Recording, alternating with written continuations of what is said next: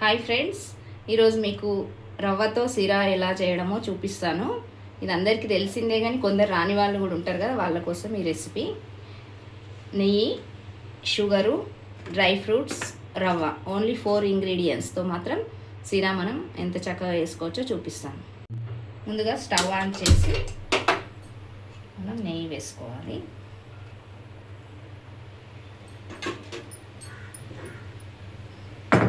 నెయ్యి ఎంత ఎక్కువ వేసుకుంటే అంత బాగుంటుంది సిరా.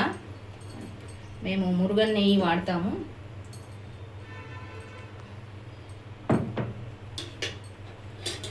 నెయ్యి వేడెక్కాక వేయించి పెట్టుకున్న రవ్వను పోయాలి ఇందులో. నేను ఆల్రెడీ గోల్డెన్ బ్రౌన్ కలర్లో వచ్చే వరకు రవ్వను ముందే వేయించి పెట్టుకున్నా, ఎందుకంటే మళ్ళీ పచ్చి వాసన వస్తే బాగుండదని. ఇప్పుడు నెయ్యిలో మంచిగా వేయించుకోవాలి. ఇప్పుడు నెయ్యిలో రవ్వను బాగా వేయించుకోవాలి, పచ్చి వాసన పోయేంత వరకు.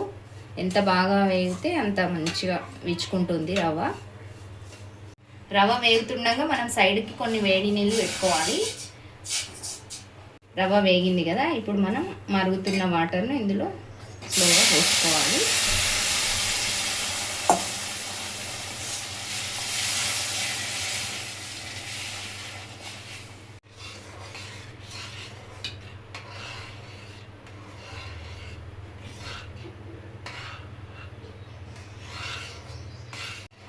వాటర్లో ఇది మంచిగా ఉడికింది కదండి. వేడి నీళ్ళు పోసాక తొందరగా మనకు బాయిల్డ్ అవుతుంది రవ్వ.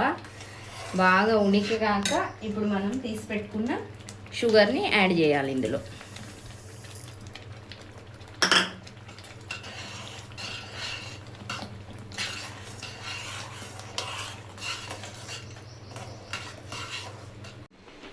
బాదాం, గుమ్మడి పలుకులు, సారె పలుకులు వీటిని నెయ్యిలో వేయించుకుందాం.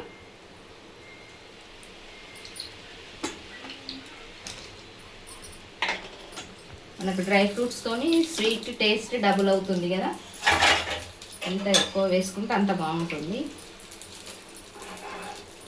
ఇవన్నీ దూరగా వేయించుకొని ఇంకా మన రెడీ అవుతుంది కదా మన సిరా ప్రసాదం, దాంట్లో వేసేసుకోవడమే. బాగా వేగాయి, గోల్డెన్ బ్రౌన్ కలర్ వచ్చాయి. వీటిని ఇప్పుడు మన సిరాలో, నేను ప్రసాదం అని ఎందుకన్నా అంటే ఏ స్వీట్ చేసినా కానీ నేను ఫస్ట్ దేవుడికి ఆరగించి తర్వాత మేము తినడం అలవాటు, అందుకే ప్రసాదం అని చెప్పాను. చూడండి, ఇందులో వాటర్ మొత్తం ఇంకిపోయి, కొందరు పాలు పోస్తారు కానీ పాలు పోస్తే అంత నాకు నచ్చదు, అందుకనే స్వీట్ని ఇట్లా రెడీ చేస్తున్నా. ఇవన్నీ బాగా కలిపి 5 మినిట్స్ మనం స్టవ్ సిమ్లో పెట్టి ఉంచాలి. చూద్దాం ఒకసారి.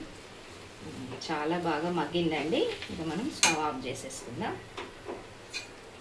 ఫైనల్లీ రెడీ టు ప్రసాదం సిరా.